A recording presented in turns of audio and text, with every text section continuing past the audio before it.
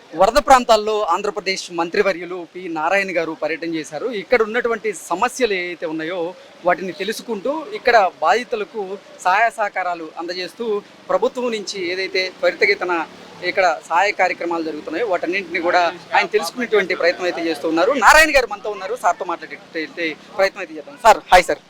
Sir సహాయ కార్యక్రమాలు ఎలా జరుగుతున్నాయి సార్ ఇక్కడ? అంటే సహాయ కార్యక్రమాలు ముమ్మరంగా జరుగుతున్నాయండి. అయితే ఇది అనుకోకుండా గత 200 సంవత్సరాల్లో ఎప్పుడు రానంత వర్షం రావటం వల్ల ఇది జరిగింది. దీనికి గండిపట్టం, దాంతో ఏంటంటే ఒక్కసారి ఓవర్ఫ్లో అయిపోయి యాక్చువల్గా వచ్చింది. దానివల్ల 1.5 రోజు అయితే బాగా ఇబ్బంది పడ్డారు సిటీలో వాళ్ళందరూ. అయితే ఆ తర్వాత ఈ యొక్క సహాయ కార్యక్రమం చేసినందువల్ల ఒక 90% ఇబ్బంది లేదు. ఒక 10% ఇలాంటి ప్లేస్లో మాత్రం, ఎందుకంటే పక్కనే ఉంది బుడమేరు, దీని పక్కనే అక్కడి నుంచే రావటం అవుతుంది. అయితే వాటర్ తగ్గుముఖం బట్టి తగ్గే స్టేజ్లో మరొక 3 గంటలు పడ్డాయి. అయితే 2 గంటలు పూర్తి చేశారు, 3వ గంట కూడా సగం పూర్తి చేశారు. ఇవాళ రాత్రి లోపల ఆ గంట పూర్తి అవుతుంది. ఆఖరికి మిలిటరీ వాళ్ళు కూడా తీసుకొచ్చారు ఆ గంట పూడ్చడానికి. అంటే చూస్తున్నాం సార్, ఎన్డీఆర్ఎఫ్ బృందాలు పనిచేస్తున్నాయి. అలాగే ఆంధ్రప్రదేశ్ మంత్రివర్యులు చాలా మంది వచ్చారు. ప్రజాప్రతినిధులు ప్రజలతో మమేకం అవుతూ ఇక్కడ సమస్యలను తెలుసుకునేటువంటి ప్రయత్నం కూడా చేస్తూ ఉన్నారు. ఇప్పటికే ఆహారాన్ని, తాగునీటిని, అలాగే బ్రెడ్, పాలు ఇలా పిల్లలకు కూడా ప్రతి ఒక్కరికి అందేలాగా ఆంధ్రప్రదేశ్ ప్రభుత్వం అయితే చర్యలు తీసుకుంటూ ఉంది. ఏంటి సార్, ఏమంటున్నారు ఇక్కడ స్థానికులు? అంటే యాక్చువల్గా నిన్నైతే 10 లక్షలు పంపించాను. ఏది ఫుడ్ కావచ్చు, 8 లక్షల మిల్క్ ప్యాకెట్స్, ఒక 8 లక్షల బిస్కెట్లు, 30 లక్షల వాటర్ ప్యాకెట్లు. అయితే ఇక్కడ ఒక చిన్న సమస్య ఉంది. ఇలాంటి ప్లేసుల్లో, లోపల ఉండే ప్లేసుల్లో ఇలా పోయి ఇవ్వడానికి కొంత ఇబ్బంది అవుతుంది, అది వాస్తవం. అందుకని హెలికాప్టర్ల ద్వారా కొన్ని దగ్గర చేయగలిగాం, కొన్ని దగ్గర డ్రోన్ ద్వారా చేయగలిగాం. అయినప్పటికీ అక్కడక్కడ 1%, 2% ఇబ్బంది పడడం అటు వాస్తవం. ఎందుకంటే మనం ఉన్న విషయాన్ని ఉన్నట్టు ఒప్పుకోవాలా. అయితే ఈ వాటర్ ఏదైతే ఉందో ఇది దాదాపు ఇవాళ నైట్ నుంచి, యాక్చువల్గా రాత్రి 12 నుంచి తగ్గుముఖం పడుతుంది. రేపు ఈవినింగ్కి మేజర్ తగ్గుతుంది. ఎందుకంటే బుడమేరుకు పడ్డటువంటి 3 గంటలను కూడా పూడ్చేటువంటి ప్రయత్నం అయితే చేస్తూ ఉన్నారు. అయితే 3వ గంట ఎంత పూడ్చేటువంటి ప్రయత్నం చేస్తున్నప్పటికీ అది వరద ఉధృతి వల్ల కుదరడం లేదు అనేటువంటి వార్తలు వినిపిస్తూ ఉన్నాయి. దానికి స్పెషల్ డ్రైవ్ చేసి 3వ గంట కూడా సగం పూర్తి చేసేస్తారు. ఇంకా సగమే ఉంది. ఆ సగం కూడా ఇవాళ నైట్కి పూర్తి అవుద్ది. ఆ నైట్కి పూర్తి అయితే వాటర్ ఫ్లో తగ్గిపోతుంది. ఎందుకంటే ఫస్ట్ వచ్చిన వరద వల్ల దాదాపు 15,000 క్యూసెక్ల కంటే ఎక్కువ వచ్చింది. అంతా ఇది భరించలేకపోయింది. నిన్న ఈవినింగ్ అయితే 6,000 క్యూసెక్లు ఉండింది. ఇవాళ మార్నింగ్కి వచ్చేలాగా 3,000 క్యూసెక్లు. ఇప్పుడే ఇన్ఫర్మేషన్ కనుక్కున్నాను, కేవలం 1,500 క్యూసెక్లే వస్తుంది. అంటే పైన నుంచి వచ్చే వాటర్ కూడా బాగా తగ్గిపోయింది. ఈ గండి కానీ క్లోజ్ చేసేస్తే ఆ గండి కాడి నుంచి ఇక్కడికి దాదాపు 10 కిలోమీటర్లు ఉందంట. ఈ 10 కిలోమీటర్లు ఏదైతే ఆల్రెడీ వాటర్ గండిలో నుంచి వచ్చిందో ఆ వాటర్ పోయిన దాకా ఇక్కడ ఫ్లో ఉంటుంది. ఆ వాటర్ పోయిన తర్వాత ఇక్కడ వాటర్ అనేది ఉండదు. కాబట్టి రేపు సాయంకాలానికి మ్యాక్సిమం వాటర్ తగ్గుతుందని ఇక్కడ ఉన్న ప్రజలందరికీ తెలియజేస్తున్నాను. ప్రభుత్వం చేయగలిగింది చేస్తుంది. ఎక్కడైతే వాటర్ తగ్గిపోయిందో ఆ ఏరియాలో ముఖ్యమంత్రి గారు వాళ్ళ ప్రజలకు ఇవ్వాల్సిన రైస్, 25 కేజీల రైసు, తర్వాత పామాయిల్ వచ్చి 1 కేసు, ఒక కేజీ, అదేవిధంగా పంచదార 1 కేజీ, కందిపప్పు 1 కేజీ, ఉల్లిపాయలు 2 కేజీలు, బంగాళాదుంప 2 కేజీలు, ఇవి డిస్ట్రిబ్యూషన్ స్టార్ట్ అయింది. ఇవే కాకుండా వీటితోటే పిల్లలు ఉంటారు, ఇబ్బందులు పడ్డారని ఒక 6 ఆప్లీలు, తర్వాత 3 నూడిల్ ప్యాకెట్స్ ఏంటంటే హాట్ వాటర్ వేసుకుని దాంట్లో వేసుకుంటే వెంటనే చేయొచ్చు. సో కన్వీనియంట్గా ఉంటుందని 3 నూడిల్ ప్యాకెట్స్, తర్వాత బిస్కెట్లు ఒక 6 ప్యాకెట్లు, పిల్లలు ఉంటారని, పాలు వచ్చి 2 లీటర్లు, అదేవిధంగా వాటర్ బాటిల్స్ అవి కూడా సప్లై చేస్తున్నాం. అయితే ఈ వంట ఏదైతే రైస్ ఇస్తున్నారు, ఇలాంటి ప్లేసుల్లో ఇస్తే ఉపయోగం ఉండదు. అందుకని వాటర్ ఎక్కడైతే తగ్గిందో అక్కడ ఇస్తూ వస్తున్నారు. ఈ ప్రాంతంలో కూడా నేను కూడా ఎల్లుండికి వస్తుంది. రేపు ఈవినింగ్కి వాటర్ తగ్గుముఖం తగ్గుతుంది. ఎల్లుండి మార్నింగ్కి నా ఎక్స్పెక్టేషన్ ఏంటంటే ఇక్కడ వాటర్ ఉండకపోవచ్చు. ఎల్లుండి మార్నింగ్ యాక్చువల్ ఇక్కడ కూడా డిస్ట్రిబ్యూషన్ స్టార్ట్ చేస్తాం. ఓకే సార్, అసలు బుడమేరు పొంగి పొరలడానికి, బుడమేరుకి గండి పడ్డానికి కారణం గత ప్రభుత్వంలో, అంటే జగన్మోహన్ రెడ్డి ప్రభుత్వంలో జరిగినటువంటి అక్రమ నిర్మాణాలు ఏవైతే ఉన్నాయో వాటి వల్లే ఈ గండి పడి ఉండొచ్చు అనేటువంటి అంచనా కూడా వేస్తున్నారు. దీని మీద మీ స్పందన ఏంటి? అంటే మరమ్మతులు చేయడానికి గత ప్రభుత్వం యాక్చువల్గా టెండర్లు పిలిచి అవి ఆపేసిందండి. అంటే వర్క్ చేయలే. వర్క్ ఎప్పుడు కూడా కెనాల్స్ అక్కడక్కడ చిన్నవి వస్తుంటాయి. ఎప్పటికప్పుడు ఆ డ్యామేజ్ కానీ రిపేర్ చేస్తే ఫర్దర్గా ఉండవు. సో వాళ్ళు శాంక్షన్ చేసి టెండర్ బిల్స్ కూడా అవి చేయనందువల్ల ఏంటంటే ఎక్కువ గండిపడి ఈ డ్యామేజ్ జరిగింది. అయితే ముఖ్యమంత్రి గారు ఇప్పుడు యాక్చువల్గా దాని మీద స్పెషల్ డ్రైవ్ చేశారు. సెంట్రల్ గవర్నమెంట్ నుంచి మంత్రి గారు కూడా వచ్చారు. ఆయన కూడా చూపించారు, మొత్తం చూపించారు. వారు కూడా సహాయం చేస్తామన్నారు. కేంద్ర ప్రభుత్వం ఏం చెప్తుంది సార్? ఇది జాతీయ విపత్తుగా గుర్తించిందా? దీని మీద కేంద్ర ప్రభుత్వం ఎటువంటి చర్యలు తీసుకోబోతుంది? అంటే యాక్చువల్గా నిన్న మంత్రి గారు పంపించారు, అగ్రికల్చర్ మంత్రి గారు వచ్చారు, నిన్నంతా చూశారు, రిపోర్ట్ అని తీసుకున్నారు, వాళ్ళ టీముని పెట్టుండారు, వాళ్ళు రిపోర్ట్ ఇస్తారు. ఇచ్చిన తర్వాత ముఖ్యమంత్రి గారు వాళ్ళతో మాట్లాడి ఏం చేయాలో సహాయ చర్యలు తీసుకుంటారు.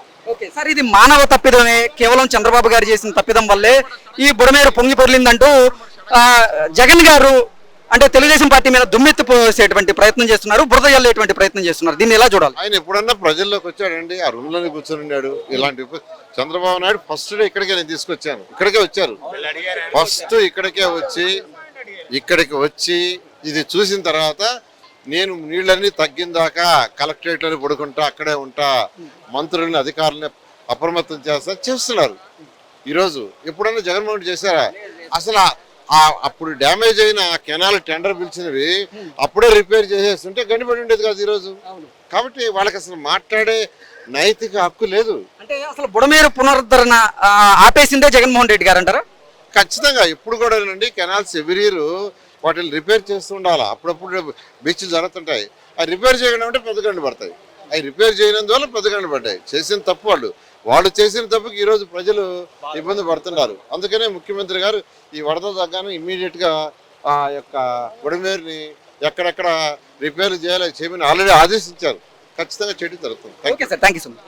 సో ఓవరాల్గా మనం చూసుకున్నట్లయితే ఈ బుడమేరుకి 3 చోట్ల గండిపడింది. ఆ 3 గంటలను కూడా పూర్తి చేయటువంటి ప్రక్రియ ప్రభుత్వం త్వరితగతిన పూర్తి చేసేలాగా చేస్తుంది. ఈ సింగనగిరి ప్రాంతంలో ఈ వరద ఉధృతి కొంచెం ఎక్కువగా ఉన్నటువంటి నేపథ్యంలోనే ఈరోజు నారాయణ గారు ఈ ప్రాంతంలో పర్యటించి ఇక్కడ సమస్యలు ఏవైతే ఉన్నాయో ఆ సమస్యలన్నింటినీ కూడా తెలుసుకునేటువంటి ప్రయత్నం చేస్తున్నారు. ఇక్కడ వారందరికీ కూడా ఆహార అందుతుందా లేదా, అలాగే తాగునీరు అందుతుందా లేదా అనేది కూడా ప్రతి ఒక్కటి తెలుసుకొని వారి సమస్యలను కూడా పరిష్కరించేలాగా ఆయన ఇప్పటికే అధికారులకి ఆదేశాలు అయితే జారీ చేయడం జరిగింది. Thank you so much sir. ఎక్కడి నుంచి తీసుకొస్తున్నారు? 58 వార్డు అజిత్ సింగ్ నగర్. 58 వార్డు నుంచి 2 పేషెంట్స్ ఓల్డ్ ఏజ్ తీసుకెళ్లి అక్కడ అంబులెన్స్ అంటే వైద్య సదుపాయాలు ఉన్నాయి కదా, అక్కడికి తీసుకెళ్తున్నారు. సదుపాయాలు వాటి మొత్తం కవరేజ్ మొత్తం తీసుకెళ్లి మొత్తం షిఫ్ట్ చేస్తున్నారు. వాళ్ళ రిలేషన్ లో వెళ్తున్నారు. వాళ్ళ రిలేషన్ అంటే మొదటి రోజు నుంచి ఇప్పటి వరకు మీరు ఎంతమందిని రెస్క్యూ చేసి బయటికి తీసుకొచ్చారు? ఇప్పటి వరకు ఒక్కొక్క టీము ఒక్కొక్కలా 2,000 నుంచి 3,000 మంది పైన తీసుకొచ్చుంటారు. ఈవేళ కనీసం 1000 నుంచి 1,500 మంది వరకు ఇప్పటి వరకు తెచ్చుంటారు విలేజ్ నుంచి, లోన్ నుంచి. ఏంటి అసలు పరిస్థితి ఎలా ఉంది ఈరోజు? పరిస్థితి వాటర్ లెవెల్ పెరుగుతుంది, తగ్గుతుంది. దాన్ని బట్టి ఇది అవుతుంది, ఆపరేషన్ అవుతుంది. సహాయక చర్యలు ఎలా ఉన్నాయండి? సరే, యాక్చువల్గా ఫ్లడ్ అనేది ఫస్ట్ తారీఖు వచ్చింది కదా. ఫస్ట్ తారీఖు సెకండ్ తారీఖు వరకు అయితే ఏమి రాలా. థర్డ్ నుంచి అయితే బాగానే వచ్చాయి.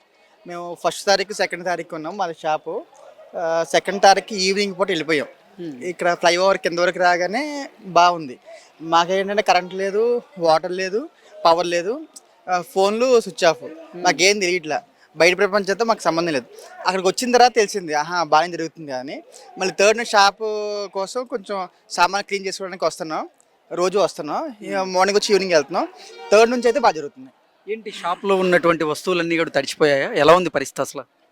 మొత్తం 8 to 10 lakhs వరకు మొత్తం లాస్ వచ్చిందండి. మొత్తం మాది KR 99 స్టోరు. మొత్తం ఆల్మోస్ట్ 90% సామాన్లు మొత్తం తడిచిపోయింది. ఓకే, ఏమేమి అంటే వస్తువులు ఉండే ఎక్కువగా దాంట్లో? 99 షాప్ అంటే అన్ని వెరైటీస్ కవర్ చేస్తాం. దాంట్లో పిల్లల toys, teddy bears, ladies home needs, electronic. అంటే ఇప్పుడు ఈ వరద నీటితో తడిచిపోయిన నేపథ్యంలో ఇంకా పనికిరారంటారా?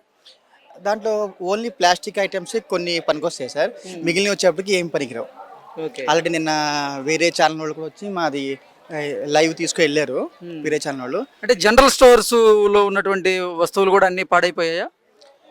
సూపర్ మార్కెట్లో ఉండే ఆల్మోస్ట్ ఫుడ్ ఐటమ్స్ తప్ప రిమైనింగ్ ఐటమ్స్ అన్నీ అవైలబుల్గా ఉంటాయి.